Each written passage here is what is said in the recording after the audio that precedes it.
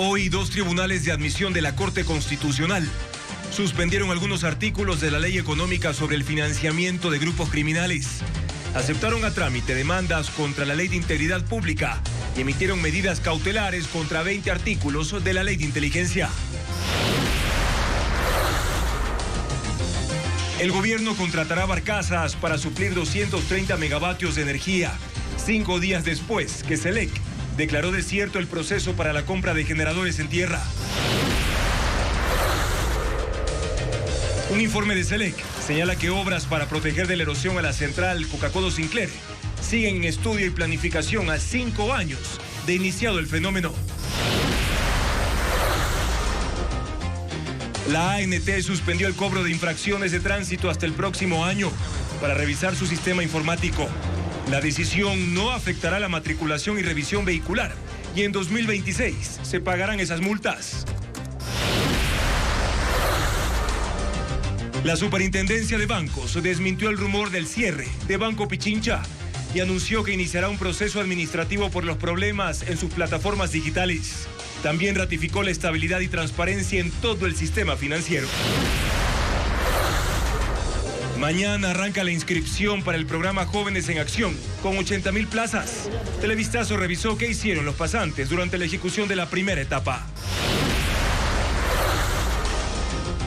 Comuneros de la isla Puná revelan a Televistazo que los extorsionadores obligan a los pescadores a marcar con colores sus motores para identificar a qué banda pagan las vacunas. La semana anterior, 2 embarcaciones fueron baleadas y quemadas por 30 delincuentes.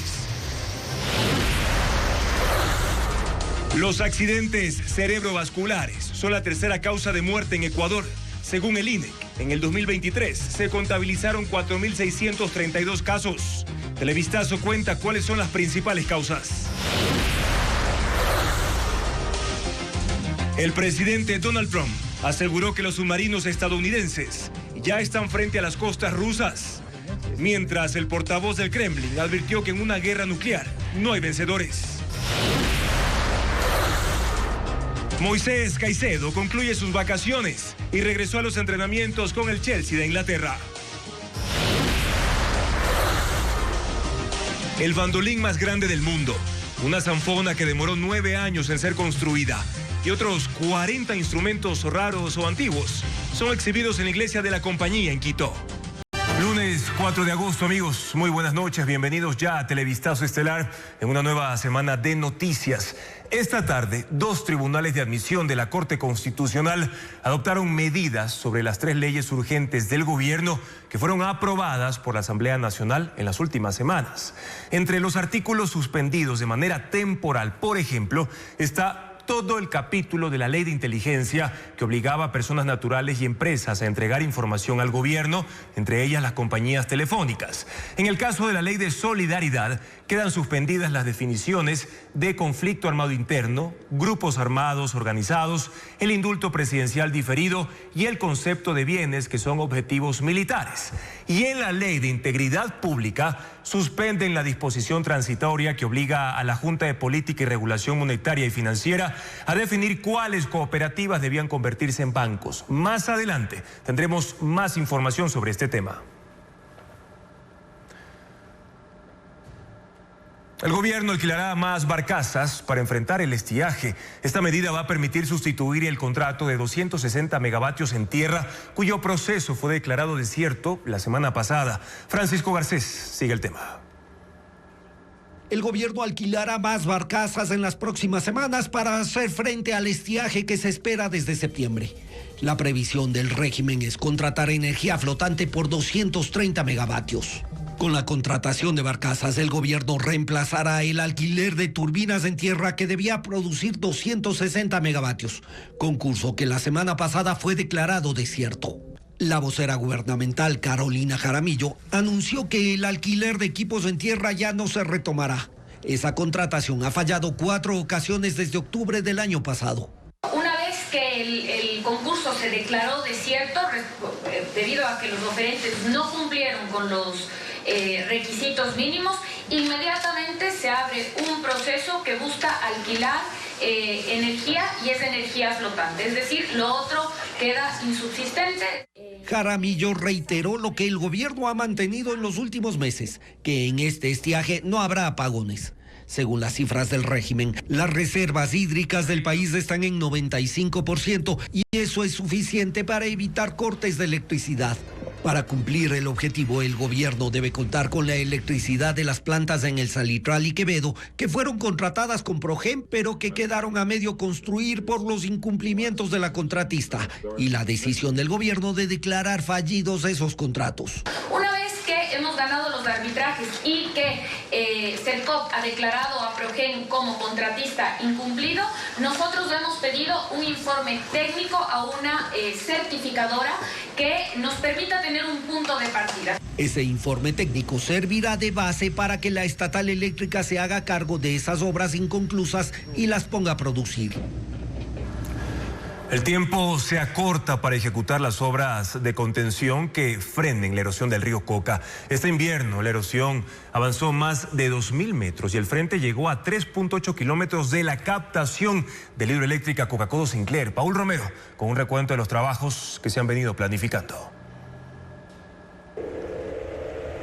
El tiempo y la distancia para la construcción de las obras de protección de la captación de la hidroeléctrica Coca-Codo Sinclair se acortaron por el avance de la erosión regresiva del río Coca durante el último invierno. La única obra realizada aguas arriba del punto de erosión, que llegó a 3.8 kilómetros del vertedero, es una pantalla de 279 pilotes de concreto y acero, cada uno con una profundidad de 24 metros a 1.2 kilómetros de la captación. Las demás están en estudio: un vertedero escalonado para reducir la velocidad del río, una cantera para desviar el río a una zona rocosa a la margen derecha a 3 kilómetros de la captación. Para las obras temporales como muros de enrocado, encauzamiento del río, la SELEC trabaja con 2 excavadoras, 2 volquetas, un tractor y un camión, maquinaria insuficiente para controlar los efectos de la erosión. La obra más importante, un dique a 7.8 kilómetros de la captación de Coca-Codo, se construye con el asesoramiento del Cuerpo de Ingenieros del Ejército de Estados Unidos, pero la erosión ya superó ese punto. La obra empezó en noviembre de 2024. Se desvió el cauce del río a la margen derecha de la montaña en el sector de San Carlos, provincia de Napo, para aprovechar un afloramiento de roca dura de la formación geológica Misahuallí. Según la SELEC, el avance es del 57%, pero no ha explicado su eficacia en la zona que ya fue afectada por la erosión. El contrato fue adjudicado al consorcio CEMAC Constructores por $17.3 millones y en este invierno la empresa siguió construyendo los muros de enrocado. Fallas en el sistema digital del Banco Pichincha causaron incertidumbre en los usuarios que no podían hacer transacciones desde sus teléfonos celulares. A ese inconveniente se sumó información falsa en las redes sociales que anunciaba el cierre de esa institución financiera y que luego fue desmentida por la Superintendencia de Bancos. Diego Cuenca explica que sí habrá un proceso administrativo para el banco por los problemas en su servicio.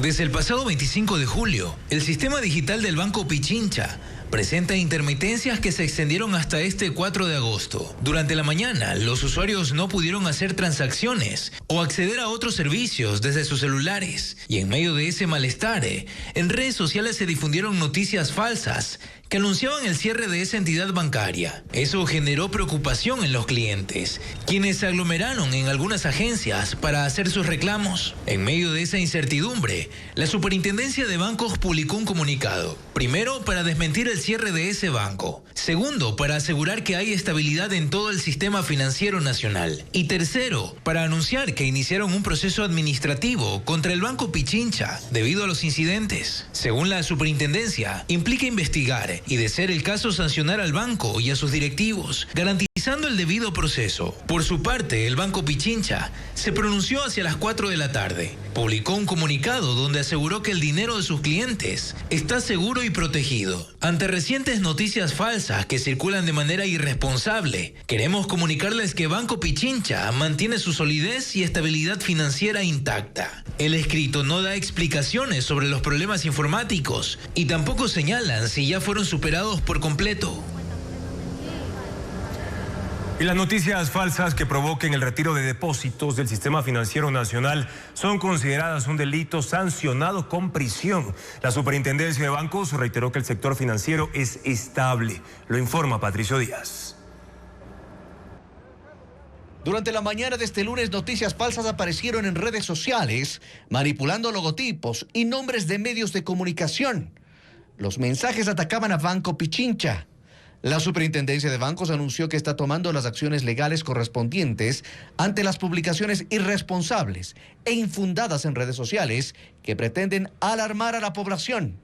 Advierte que esto puede constituirse en el delito de pánico financiero, es decir, la persona que divulgue noticias falsas, que causen alarma en la población y provoquen el retiro masivo de los depósitos de cualquier institución del sistema financiero, que ponga en peligro la estabilidad o provoque el cierre definitivo de la institución, será sancionada con pena privativa de libertad de 5 a 7 años. Grace Chiriboga, jurista especialista en temas financieros, recuerda que este es un delito de acción pública que la Fiscalía puede investigar de oficio para llegar al responsable. Ellos a través de sus peritos informáticos podrán determinar cuál fue el origen de estas noticias, la afectación. Para que el delito se concrete, debe haber la emisión de falsa información y el retiro masivo. Si esto no ocurre, la entidad afectada puede igualmente tomar otras medidas por daños y perjuicios contra quien comprometió su imagen y confianza. El daño reputacional, como se lo conoce, requiere que haya una persona que lo haya ejecutado, es decir, que ya se haya identificado a la persona que generó estas noticias. Las autoridades reiteran el llamado para verificar toda información sobre el sistema financiero por canales oficiales antes de replicarla. Las negociaciones con Estados Unidos para evitar el arancel del 15% a productos ecuatorianos podrían no cerrarse antes de este 7 de agosto. Exportadores advierten que si no se concreta a tiempo, el impacto será inmediato en sectores como el florícola y también el frutícola, afectando la competitividad frente a países con tratados comerciales. Las negociaciones entre Ecuador y Estados Unidos para reducir el arancel anunciado del 15% a todos los productos ecuatorianos tienen una fecha tope, el jueves 7 de agosto. Pero la meta, que es alcanzar la reducción antes de que entre en vigencia, no necesariamente se logrará. Así lo indicaron a Televistazo exportadores que siguen de cerca los diálogos entre los gobiernos de ambos países. Según mencionaron, la cuarta ronda que está en curso podría extenderse hasta el martes de la próxima semana. Lo que sí confirmó la vocera presidencial Carolina Jaramillo fue hasta dónde han avanzado los diálogos, que se realizan desde el 30 de julio en modalidad virtual. Ahora mismo los diálogos ya son sobre tarifas. Y esto es algo favorable porque esperaríamos que en los próximos días ya tengamos noticias. Aunque el panorama es optimista, el sector bananero contempla posibles escenarios en caso de que el arancel del 15% se mantenga o su reducción no sea sustancial. Según estimaciones del gremio, si el ajuste no se concreta, el impacto será de un recargo de $1.50 por cada caja de banano exportada. Eso puede ser alrededor de 61 millones, que no podemos decir que eso es un impacto directo, tenemos que ver cómo se esqueman las negociaciones. Al día de hoy hemos tenido el recargo del 10%, pero los volúmenes no se han disminuido, más bien hemos aumentado. En ese escenario, exportadores de otros productos ecuatorianos también están expectantes. La posible aplicación del arancel del 15% afectaría especialmente a aquellos sectores que ya cancelaban tributos al ingresar a ese mercado.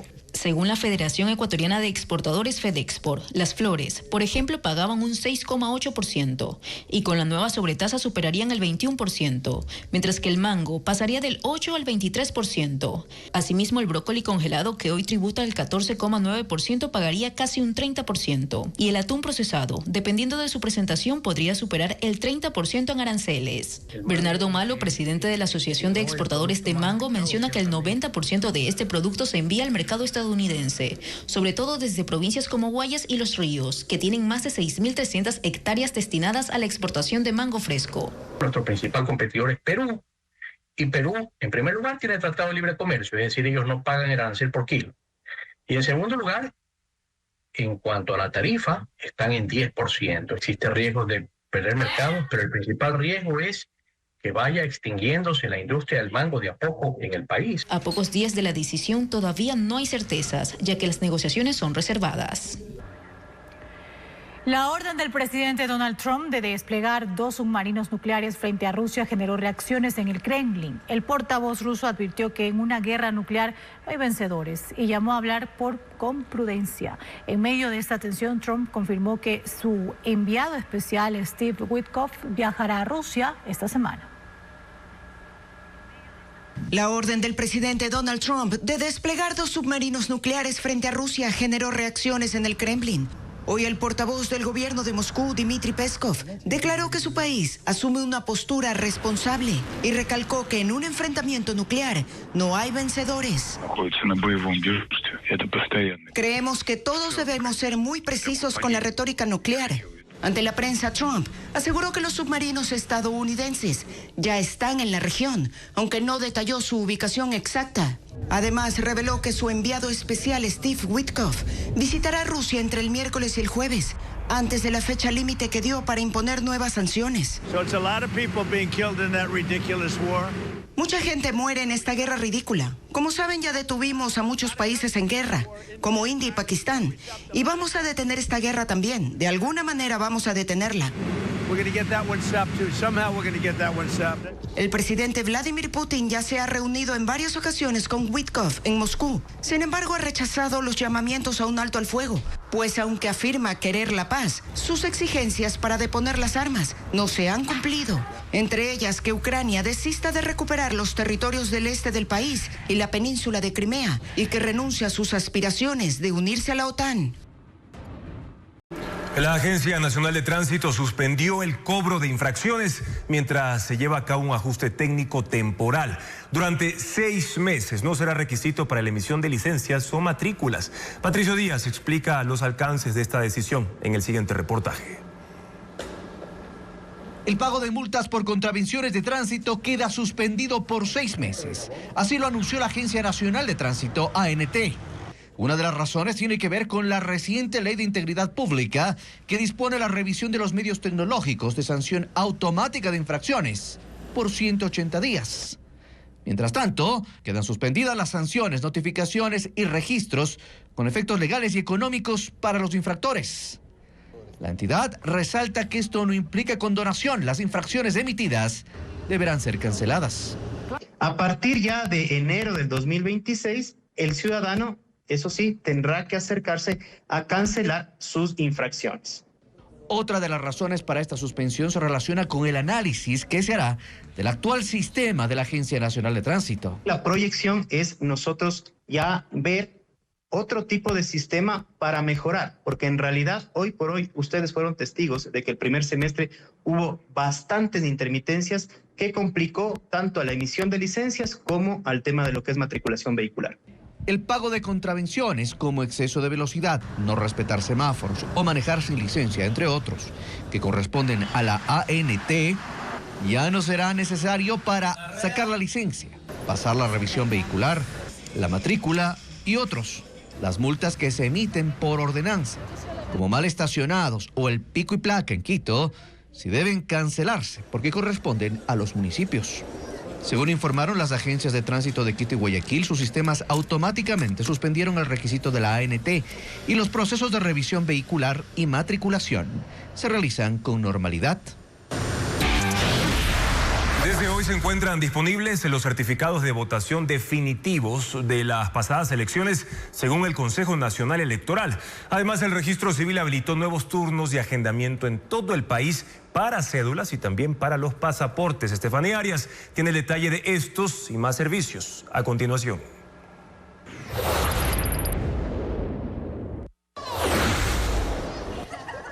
Desde este lunes ya se encuentran disponibles los certificados de votación definitivos correspondientes a las elecciones generales de este año, tanto de la primera como segunda vuelta. Así lo informó el Consejo Nacional Electoral en sus redes sociales.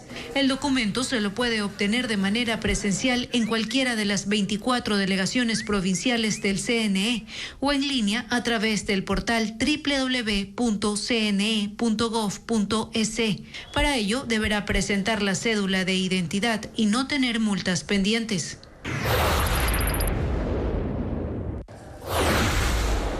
El registro civil habilitó nuevos turnos para el agendamiento de cédulas y pasaportes a escala nacional durante esta semana. La medida se tomó luego de que usuarios reportaran este lunes la caída de la página web de la entidad a causa de una saturación en el sistema. La ciudadanía podrá agendar su cita a través de la agencia virtual.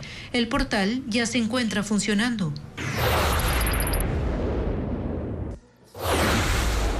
El Ministerio de Educación anunció la ampliación del botón de seguridad Responde Educ a más de 16.000 instituciones educativas a escala nacional. Se trata de una aplicación móvil del ECU 911 que permite reportar cualquier evento y tener una respuesta rápida de los organismos de emergencia. Esta herramienta o botón se puede descargar de forma gratuita en los teléfonos celulares. El objetivo es la protección de la comunidad educativa. La empresa de cruceros Royal Caribbean reclutará jóvenes ecuatorianos para formarlos y entrenarlos como parte de su tripulación tras un convenio firmado con el Ministerio de Turismo de Ecuador. Veamos. Royal Caribbean es una de las empresas de cruceros más grandes del mundo. Para que jóvenes ecuatorianos graduados ya de universidades tengan la posibilidad de trabajar en Royal Caribbean. 2.000 plazas de trabajo en total. El representante de Royal Caribbean habló de las oportunidades que se crearán para el talento ecuatoriano en la industria del turismo y sus áreas relacionadas. La segunda arista de este convenio tiene que ver con hacer que más cruceros de esta empresa lleguen hasta puertos ecuatorianos. Es decir, que sus barcos puedan parar mucho más en Guayaquil y en Manta, y sobre todo reabastecerse aquí, lo que es fundamental. Contó que en lo que va del año ya hay 22 cruceros que han atracado en costas ecuatorianas y que el número de visitas internacionales ha crecido en un 17%. En Ecuador, el sector turístico emplea a cerca de 600.000 personas.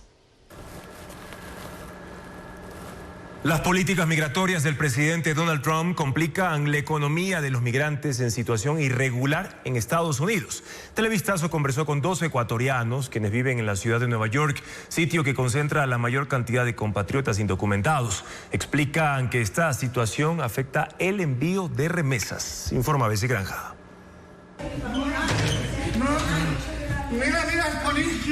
En lo que va de 2025, 4.600 migrantes indocumentados fueron arrestados por las redadas del Servicio de Inmigración y Control de Aduanas ICE en Nueva York. Un aumento del 31% frente a años anteriores. 4 de cada 10 detenciones ocurrieron cerca de tribunales de inmigración, según datos de organizaciones de derechos humanos, que califican esta práctica como intimidatoria. El clima de persecución ha llevado a trabajadores indocumentados, entre ellos ecuatorianos, a reducir sus jornadas o cambiar de empleo, afectando incluso el flujo de las remesas que envían a sus países, como asegura Ron Bautista, un compatriota que vive desde hace 26 años en ese país. Eso afecta directamente a la economía en el país de origen. Esa plata fluye hacia Ecuador, porque tenemos esa incertidumbre. Eso significa que la familia en Ecuador sale afectada. Y en ese barrio era mucha violencia. Y todavía sigue violencia ahí. Alfredo, de 40 años, es un migrante que no quiso mostrar su rostro. Cuenta que carga una doble cruz. La extorsión que lo expulsó de Durán, en Ecuador, y el temor que lo obligó a dejar su trabajo como delivery en Nueva York. El desempleo, dice, originó que ahora envíe menos dinero a su familia en territorio nacional. Antes se podía mandar semanal, quizás $200, $250, quizás semanal, pero ahora no. Su historia se repite con variantes. Patricia, originaria de Azuay, dejó su empleo como mesera en un restaurante de Queens. Y ahora lo que hago es vender comida desde mi hogar y publico en todas las redes sociales, y esa es mi manera de trabajar hoy en día, desde la casa, porque no podemos salir ni a supermercados. Según la Cancillería, 500.000 connacionales viven en el área metropolitana de Nueva York, incluyendo Nueva Jersey, convirtiéndola en la mayor comunidad ecuatoriana fuera del Ecuador.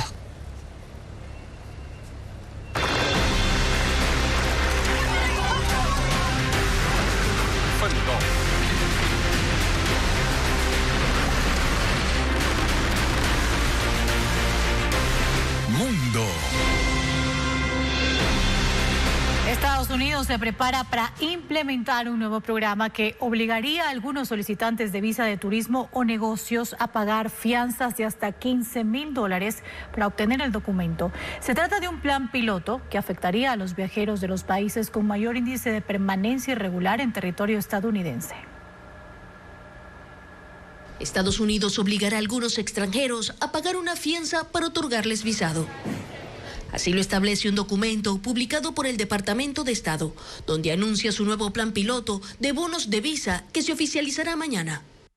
Según el texto, deberán pagar una garantía de $5,000, $10,000 o $15,000 los ciudadanos que soliciten la visa de no inmigrante B1 para hacer negocios, la B2 para viajeros temporales por turismo o la B1 o B2 que permite ambas actividades. Se aplicará a nacionales de países con mayor tasa de permanencia irregular en Estados Unidos y con controles deficientes de seguridad y de verificación de antecedentes.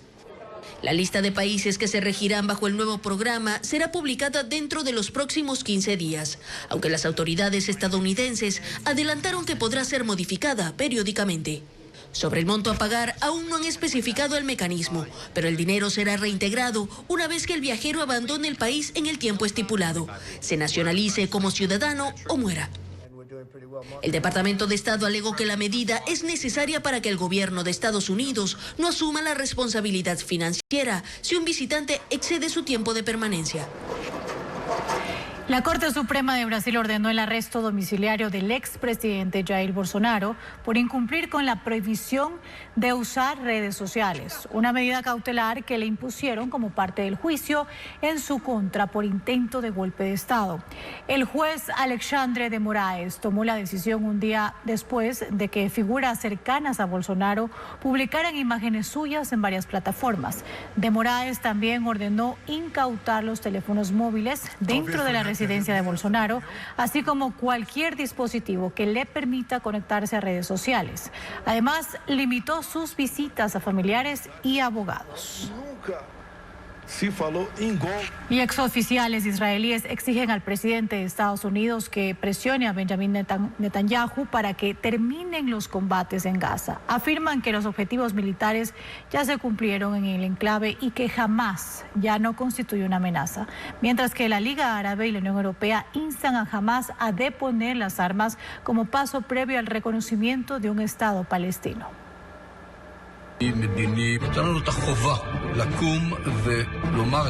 550 exfuncionarios de Israel, entre ellos varios exjefes del Mossad, el servicio de inteligencia de ese país y la Agencia de Seguridad Interior, pidieron al presidente estadounidense Donald Trump que interceda para poner fin a la guerra en Gaza. Difundieron un video y publicaron una carta en la que lamentan que los combates se hayan alargado por motivos políticos y no por cuestiones puramente militares. La misiva divulgada hoy señala que Hamás ya no representa una amenaza estratégica para Israel y solicita que Trump presione al primer ministro israelí Benjamin Netanyahu. Detengan la guerra en Gaza. Esta guerra ha dejado de ser una guerra justa y está llevando al Estado de Israel a perder su identidad. Los exfuncionarios argumentan que Israel ya cumplió los objetivos que podían lograrse por la fuerza, como desmantelar las formaciones militares y el gobierno de Hamás. Perseguir a los últimos altos responsables de Hamás puede hacerse más tarde, pero los rehenes no pueden esperar. En el documento agregan que la credibilidad de Trump ante la mayoría de los israelíes refuerza su capacidad para guiar a Netanyahu y a su gobierno en la dirección correcta. Sin embargo, la presión también se dirige hacia Hamás. La semana pasada, los 22 países de la Liga Árabe y la Unión Europea instaron a los terroristas a entregar sus armas, como paso previo a la creación de un Estado palestino en un intento por propiciar un alto al fuego. Hamás aún mantiene cautivos a 50 rehenes, de los cuales se cree que solo la mitad sigue con vida. Y el presidente de Ucrania, Volodymyr Zelensky, destituyó a 4 funcionarios implicados en una trama de corrupción vinculada con la compra de material de guerra.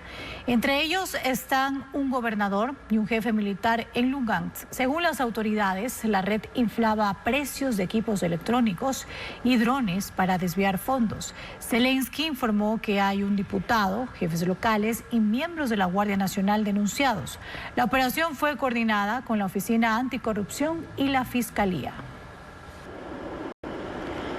Y Y una segunda ola de calor afecta a gran parte de España y ha provocado 19 muertos en 4 días. 12 comunidades autónomas se encuentran en alerta, entre ellas Andalucía, Castilla-La Mancha, Extremadura, Galicia, Madrid, Aragón y Cantabria. En la ciudad de Badajoz, al suroeste del país, se registró una temperatura de 43.3 grados. El Ministerio de Sanidad recomienda evitar la exposición al sol y mantenerse hidratado. La alerta por el calor se mantendrá hasta el 10 de agosto. Y mientras un incendio forestal en el sur de California, Estados Unidos, provoca órdenes de evacuación en 2 condados.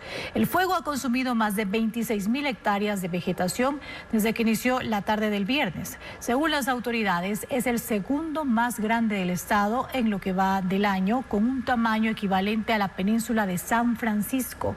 Las llamas se aproximan a zonas residenciales y se ordenó a los residentes de Santa Bárbara y San Luis Obispo evacuar lo antes posible. Y un avión de la compañía Iberia que cubría la ruta Madrid-París tuvo que regresar de emergencia al aeropuerto Adolfo Suárez, Madrid-Barajas, tras sufrir el impacto de un ave de gran tamaño pocos minutos después del despegue.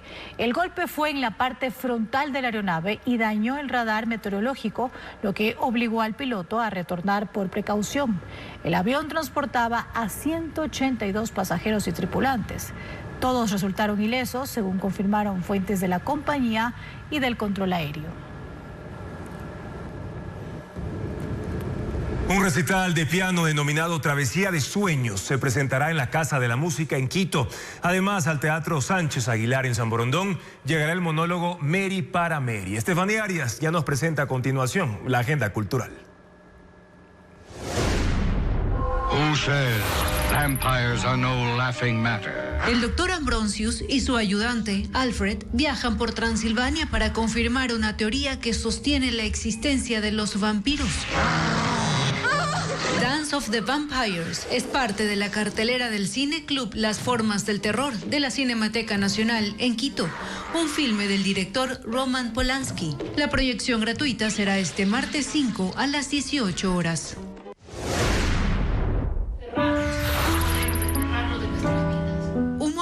Que revive las últimas horas de Mary Wollstonecraft, pionera del feminismo, un diálogo con el público entre la lucidez y el delirio.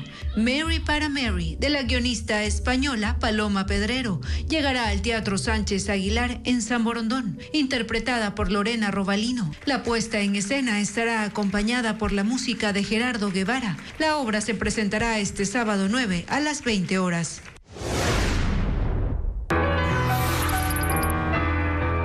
Un recital que rendirá homenaje a 2 grandes músicos de piano, Scriabin y Rachmaninoff. Travesías de Sueños se presentará en la Casa de la Música en Quito, interpretado por la artista guayaquileña Claudina Layana, quien llevará al público a un viaje sonoro. El concierto será este miércoles 6 a las 19:30. Y ahora les vamos a contar precisamente que la exposición denominada Construir el Sonido se presenta ya en la Fundación Iglesia de la Compañía de Jesús, ubicada en el centro histórico de la capital. La muestra incluye más de 40 instrumentos musicales de distintas épocas y culturas, desde la cerámica precolombina hasta instrumentos tradicionales ecuatorianos. Ana María Palacios con las imágenes. El bandolín más grande del mundo de 5 metros de alto con 15 cuerdas y la réplica de la vihuela, que fue usada por Santa Marianita de Jesús, un instrumento histórico bien resguardado que data del siglo XVII. Se exhibe en la muestra Construir el Sonido, instrumentos de Ecuador y del mundo para escuchar la historia.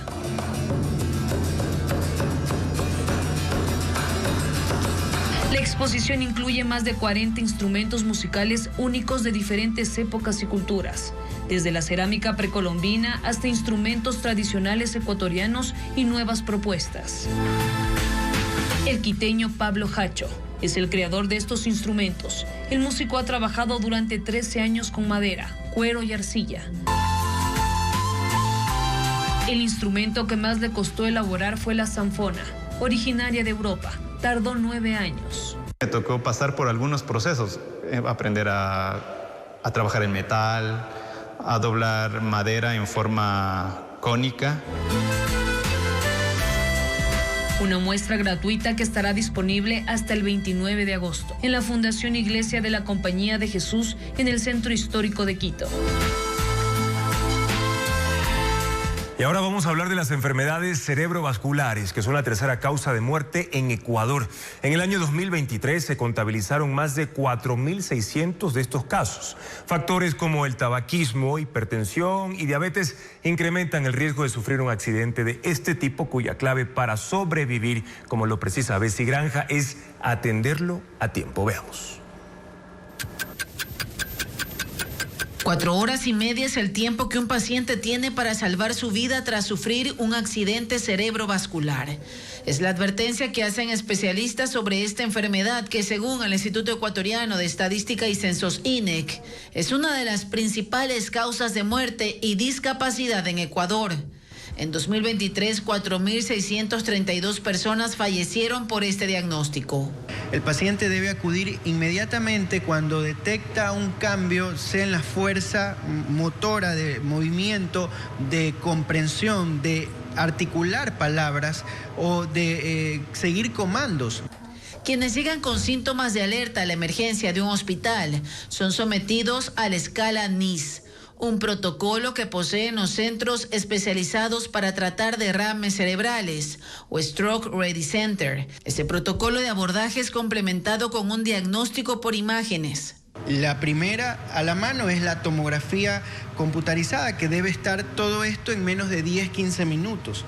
De acuerdo al daño o lesiones en el cerebro, el paciente debe ser sometido a procedimientos quirúrgicos a cargo de un neurocirujano. Subiendo hasta el lugar de la oclusión con un cateterismo, localizando la obstrucción, en este caso el coágulo, y utilizando técnicas específicas para sacar este coágulo y restituir nuevamente el flujo sanguíneo cerebral. El riesgo de no atender a tiempo estos cuadros puede causar daños permanentes porque las células cerebrales mueren cuando no llega el flujo sanguíneo suficiente. Secuelas como por ejemplo no poder mover un brazo, no poder mover una pierna, no poder hablar, asimetría facial. Los factores de riesgo son hipertensión, diabetes, colesterol alto, tabaquismo, estrés crónico y males cardíacos. Aunque la enfermedad es frecuente en personas mayores de 50 años y más en hombres, los médicos advierten que han tratado a jóvenes de 22 años que no tomaron en cuenta un patrón genético y no se sometieron a exámenes preventivos. Mañana comienza la inscripción para el nuevo programa Jóvenes en Acción. Los ministerios que estuvieron involucrados en la primera edición no han presentado aún resultados de las actividades que desarrollaron 80.000 participantes. Diego Puente conversó con 10 de ellos para conocer cómo se implementó el programa.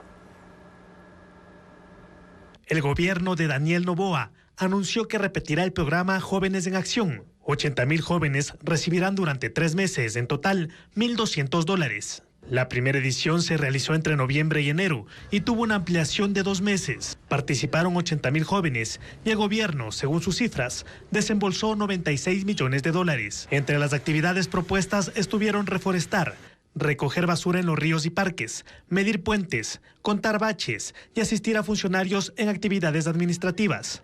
Televistazo solicitó datos a los ministerios de Agricultura, Ambiente y Transporte y Obras Públicas. Ninguno ha presentado resultados. El gobierno aseguró que las actividades fueron planificadas, aunque testimonios de ex colaboradores no coinciden con esa afirmación. Dicen que algunas se hicieron a última hora, otras se cancelaron.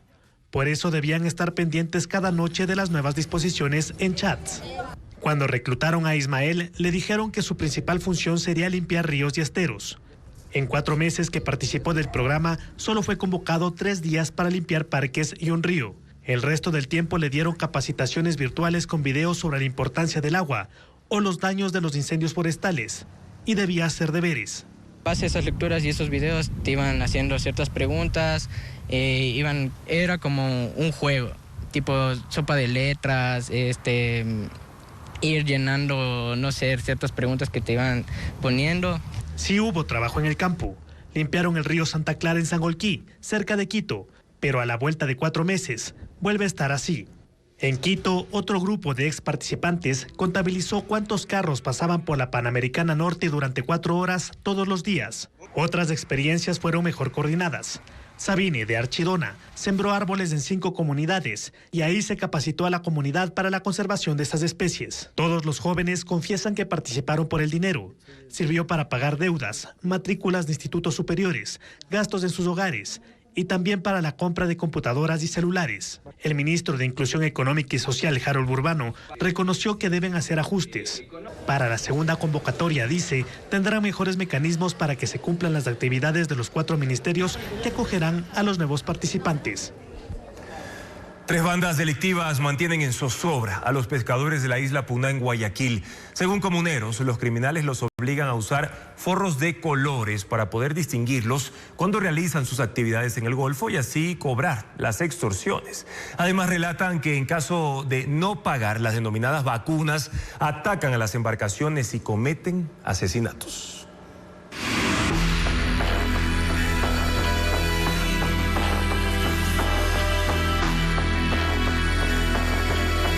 Un ataque armado se registró cerca de las 10 de la noche del jueves contra 2 embarcaciones que llevaban víveres y productos de abasto cuando llegaban al muelle municipal de la isla Puná, parroquia de Guayaquil.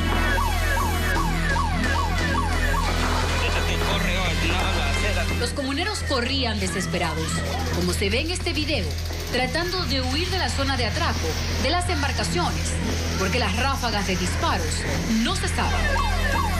Pero esto no es nuevo en esta zona, pues hay varios grupos de delincuencia organizada que atemorizan a los pescadores desde hace varios meses. Un equipo de Televistazo logró hablar con los habitantes de esta zona, quienes relataron lo que sucede en la isla.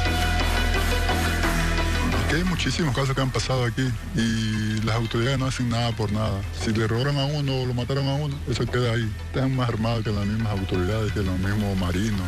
Tienen mejores armas, ametralladoras, fusiles. Muchas veces lo han dejado tirado en el mar. Una vez se llevaron a un sobrino mío, con todo se lo llevaron. Y lo fueron a dejar tirado allá, cerca de Puerto Bolívar. Y el trabajo delincuencial ha sido tan profundo que ya hay símbolos que revelan cómo operan estas bandas. En la orilla del muelle se pueden ver los motores de las lanchas vestidos con forros de color rojo, blanco y negro, colores con los que se identifica qué grupo delictivo extorsiona al dueño de esa embarcación. El forro negro es de los lobos. De los lobos. Los lobos. El forro rojo es de los... No sé, los tiguerones. ¿Eso significa a quién le paga, la vacuna que le llaman? La gente deposita, ya en Andy venía uno a cobrar. ¿El número de cuenta? Sí, el número de cuenta ellos te dan. A mí me pidían 25 mensuales y $10 por el forro. 35 $35 mensuales.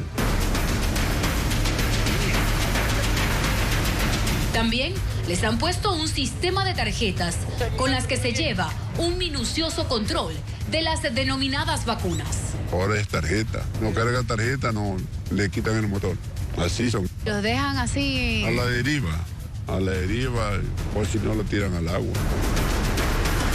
Dicen que se sienten abandonados y que no hay quien controle y neutralice las actividades ilícitas que se producen en el Golfo, que afecta a la economía de la isla, pues el 90% de los colonos se dedica a la pesca. Pagar para que no nos hagan daños. Hay que sacarle la parte de ellos, de los señores vacunadores. Los habitantes de esta parroquia solicitan a la Armada que aumenten los controles en el Golfo, pero también en la población, que solo cuenta con una pequeña unidad de policía comunitaria, que al momento del recorrido de Televistazo estaba vacía. La Comisión de Desarrollo Económico de la Asamblea Nacional iniciará mañana el análisis de la ley urgente para el control de flujos irregulares de capitales. El gobierno justifica esta norma para controlar las millonarias transacciones sin justificación realizadas por algunas organizaciones civiles. Más detalles con Francisco Garcés. El gobierno asegura que este año se han detectado millonarias transacciones irregulares desde organizaciones civiles y en ello sustenta la necesidad de que se apruebe la ley urgente para el control de flujos irregulares de capitales. La ministra de Gobierno, Zaida Rovira, el director de la Unidad de Análisis Financiero, Julio José Neira, y la superintendenta de Economía Popular y Solidaria, Cristina Murillo, acudirán este martes a la Comisión de Desarrollo Económico para iniciar el análisis de la propuesta. El gobierno sustentará la validez del cuarto proyecto de ley urgente enviado por el Ejecutivo, que esta vez tiene como objeto principal controlar el financiamiento de las organizaciones sociales. El régimen asegura que no conoce cómo las organizaciones usan el financiamiento, especialmente el que llega como cooperación internacional.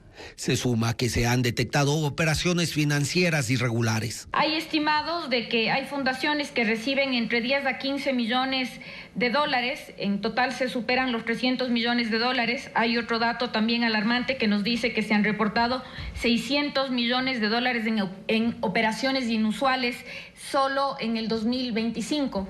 Creo que esos datos ya llaman poderosamente la atención. El gobierno dice que prefiere mantener en reserva los nombres de las organizaciones con flujos irregulares de fondos y los detalles de sus transacciones, pero dice que eso ya está en investigación. Que hay una trazabilidad y hoy el gobierno nacional, a través de los órganos de control y a través de todas las investigaciones, sigue el rastro de estas organizaciones. El proyecto del presidente Daniel Noboa busca mejorar el registro de las organizaciones, que se pueda conocer de dónde salen sus recursos y en qué son invertidos. Por ser una ley urgente, la Asamblea tiene 30 días para tramitarlo en 2 debates. 17 artículos de las 3 leyes económicas urgentes del presidente Daniel Noboa, aprobadas por la Asamblea Nacional, fueron temporalmente suspendidos por 2 tribunales de admisión de la Corte Constitucional. También suspenden artículos de un reglamento. Jacqueline Rodas amplía esta información.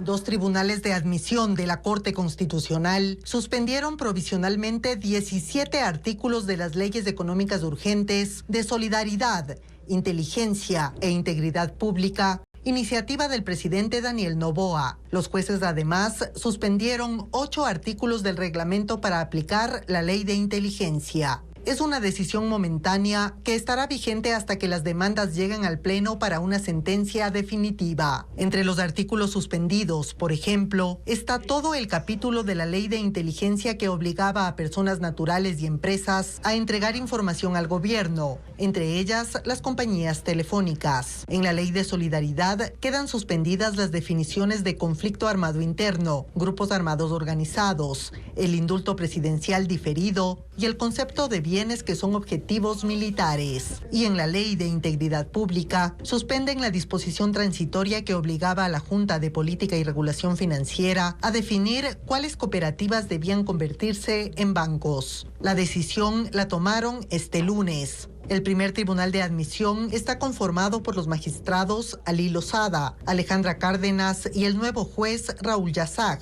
Y el segundo tribunal por José Luis Terán, Jorge Benavides y Joel Escudero. El presidente Daniel Noboa fue demandado esta mañana ante la Corte Constitucional por incumplimiento de sentencia. El gobierno no ha presentado aún las reformas a la Ley de Seguridad Social que el tribunal le solicitó el pasado 30 de enero. En Ecuador, incumplir una sentencia puede ser incluso motivo de destitución de un funcionario público, como lo explica Hernán Higuera. La mañana de este lunes, el Frente Nacional por un Nuevo IES presentó en la Corte Constitucional una demanda contra el presidente Daniel Noboa por incumplimiento de sentencia. Se llega a esta instancia porque el Ejecutivo en 6 meses no ha presentado un proyecto de reformas del IES y tampoco ha impulsado la participación de los afiliados para tramitar el proyecto. La Corte Constitucional emitió la sentencia el 30 de enero de este año en un intento de que se respeten las normas constitucionales en cuanto a la elección del Consejo Directivo del Seguro Social.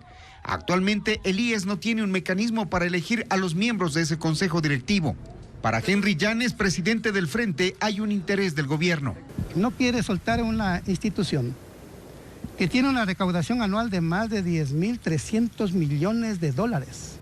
Llanes dice que la crisis del IES afecta a 4 millones de afiliados y jubilados. En Ecuador, el incumplimiento de una sentencia judicial o constitucional contempla el inicio de sanciones administrativas. Puede acarrear acciones penales y hasta la destitución del funcionario público. Se anuncia una convención nacional en el correísmo para noviembre próximo con la intención de refrescar cuadros. Esto ocurre después de que líderes de ese movimiento reclamaran un cambio en la dirección y que el expresidente Rafael Correa negara la existencia de una crisis interna. El correísmo insiste en que no hay crisis, niega las fracturas, desacredita a quienes piden renovación y se aferra a una narrativa que ya no se sostiene frente a los hechos. Su bloque legislativo es un ejemplo de ello. Minimiza las discrepancias pese a haber perdido 5 legisladores. Dicen que son normales las diferencias, mientras las señales de desgaste son cada vez más evidentes. En un intento por demostrar cercanía con las bases, Luisa González, la cuestionada directora del movimiento, organizó una reunión con militantes en Canuto, su tierra natal. Que nadie diga entonces que ella no dialoga. Allí llamó traidores a los asambleístas que hoy votan con el oficialismo y dijo que hay quienes buscan apropiarse del partido para impulsar una oposición acordada. No dijo a quiénes se refería, pero algunos interpretan que en ese conjunto podrían estar algunos o quizás todos los firmantes de la carta que remitieron a Rafael Correa pidiendo su salida de la dirección del movimiento. Movimiento que se pronunció en respaldo al alcalde de Guayaquil, Aquiles Álvarez, de quien dijeron es blanco de una persecución política disfrazada de procedimiento administrativo. Procedimiento que lleva adelante la prefectura del Guayas por disposición del Ministerio de Ambiente, logrando que se enfrenten Marcela Aguiñaga con Álvarez. En medio de este escenario, se anuncia una convención nacional para noviembre a fin de refrescar los cuadros directivos. Una reacción que se advierte como un intento de control de daños ante un descontento interno que crece. No está claro todavía el efecto que provocará en el movimiento la defensa pública de Rafael Correa a Nicolás Maduro, a quien calificó de bondadoso, bueno y pacífico, ignorando el consenso internacional que lo reconoce como un dictador. El correísmo está en su momento más alto de negación. Lo evidente le resulta extraño, desacredita las voces críticas y se aferra a una estructura que muestra signos claros de agotamiento. La vocal del Consejo de la Judicatura, Yolanda Yupanqui, intenta deslindar responsabilidad por la prescripción de la causa de Fabián Favara y señala a sus compañeros de pleno. La reacción se da en medio de las críticas que recibió ese organismo por su negligencia. La negligencia del Consejo de la Judicatura, que dejó caducar un proceso disciplinario en contra del juez Fabián Favara, sigue generando reacciones. Esta vez, la vocal Yolanda Yupanqui intenta deslindar su responsabilidad. Señala a sus dos compañeros, la vocal Solanda Goyes y el presidente Mario Godoy. Porque poner una situación tan delicada, el mismo día que prescribe los órdenes del día, se los elabora en presidencia y la doctora Goyes dio vueltas y dio vueltas y dio vueltas. Favara, presidente de la Corte de Pichincha, no es cualquier juez. Encabeza la terna de la Asamblea, de mayoría oficialista, para ser vocal de la Judicatura. Aspira a llegar al organismo al igual que Mario Godoy, actual presidente prorrogado, quien está en la terna de la Corte Nacional para quedarse en el cargo durante los próximos 6 años. Godoy no se ha pronunciado sobre la prescripción de la causa, omisión que permitió a Favara seguir en el proceso para llegar a la Judicatura y muy probablemente ser su compañero de pleno. En la sesión que fue reservada, Mario Godoy alegó conflicto de intereses, pero no llamó a su suplente, Álvaro Román, para que decida en su lugar. Yo le dije que por qué no se excusa y él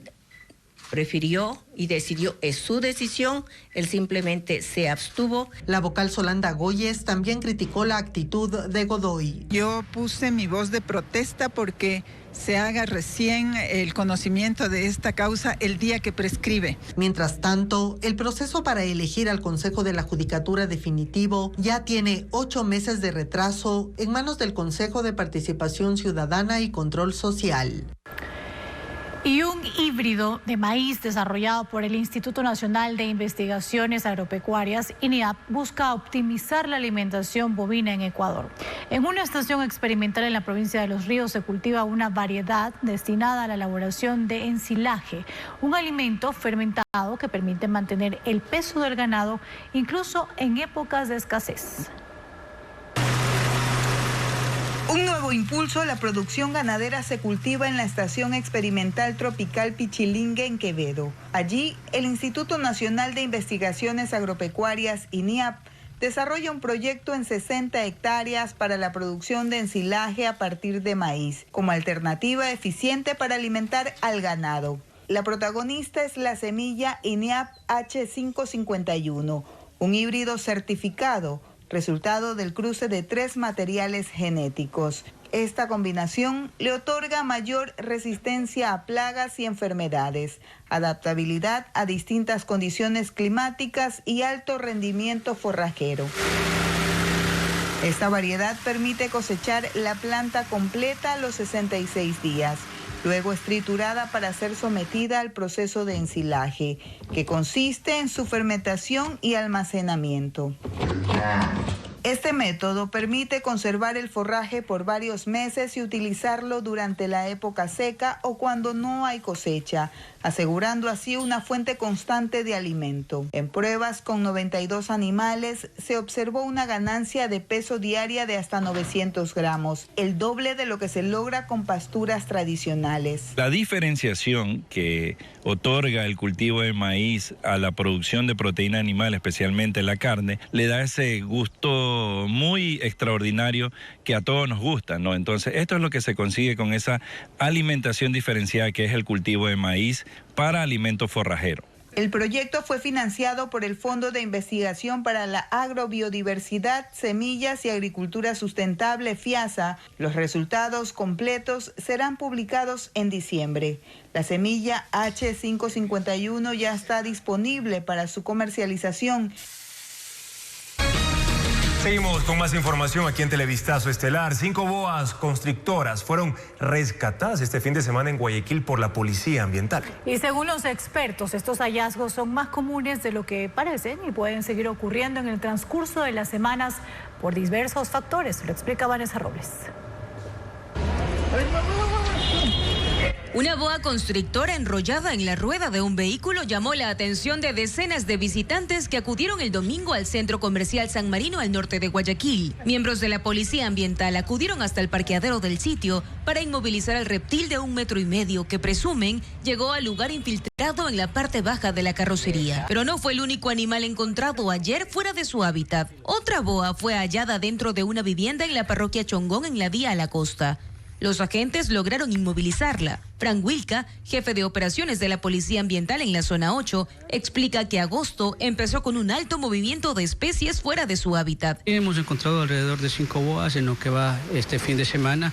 Lo hemos encontrado la mayoría pues en domicilios, ¿no? Guayaquil, Durán, San Borondón, es en donde más fauna silvestre hemos rescatado a nivel nacional. Incluso hemos hecho comparaciones en estadísticas. Nosotros somos los que más aportamos, más de arriba del 50%, en donde rescatamos gran parte de esta diversidad de fauna silvestre. La Policía Ambiental asegura que en promedio rescatan 7 especies de fauna silvestre fuera de su hábitat a diario, en sectores como Vía a la Costa y en las riberas del Estero Salado.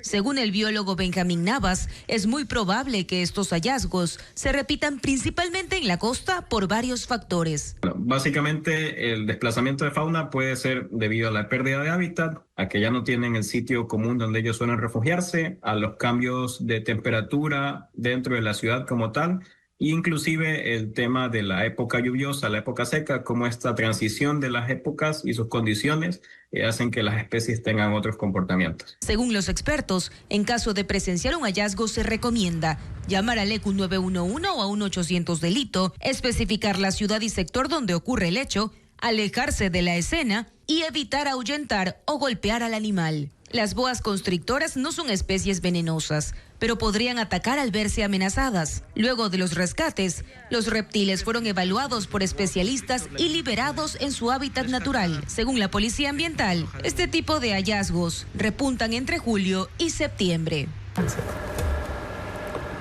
¿Y cuáles son las novedades del entretenimiento? Este lunes, Juanes lanzó el sencillo Cuando estamos tú y yo, el segundo tema de su próximo álbum. Además, Danny Ocean presentó su cuarto disco titulado Babylon Club. Fusiona pop latino, música electrónica y también reggaetón. El desarrollo de las noticias del espectáculo ahora con Ana María Palacios. Juanes lanzó el sencillo Cuando estamos tú y yo, el segundo tema de su próximo álbum. Una balada pop rock que celebra el amor a primera vista. Según él, está inspirada en los Beatles. El videoclip, dirigido por Stills, fue grabado en una playa del Caribe de Colombia al atardecer. La cantante estadounidense Chappell Roan lanzó la balada The Subway. Canta la sorpresa que significa encontrarse con una ex en el metro de Nueva York y contar los días hasta poderla ver como una persona ajena. Fusiona influencias del dream pop y el indie rock de los 80. El videoclip fue filmado en el metro y calles de Nueva York. Danny Ocean presentó su cuarto álbum denominado Babylon Club, que tiene canciones que fusionan el pop latino con la electrónica y el reggaetón. En ellas habla de la libertad, el deseo, el escape, el amor y la celebración. El disco incluye colaboraciones con artistas como El Alfa, Arcángel, Aitana y Kenia Oz. Gracias por su sintonía, amigos. Siga las noticias a toda hora en ecuavisa.com. Información verificada con el sello de Televistazo. Mañana en contacto directo estará Hernán Salgado, el expresidente de la Corte Constitucional, para analizar la respuesta del organismo alrededor de las 3 leyes económicas urgentes, 4 días después de la campaña de desprestigio en redes sociales. Además, César Ricaurte, director ejecutivo de Fundamedios, él va a analizar el proyecto de ley para el control de flujos irregulares de capitales, necesario para el control de las fundaciones. Lo sabremos mañana. Las noticias regresan a las 5:55 en su primera emisión, también en vivo por nuestra app Ecuavisa Play. Buenas noches.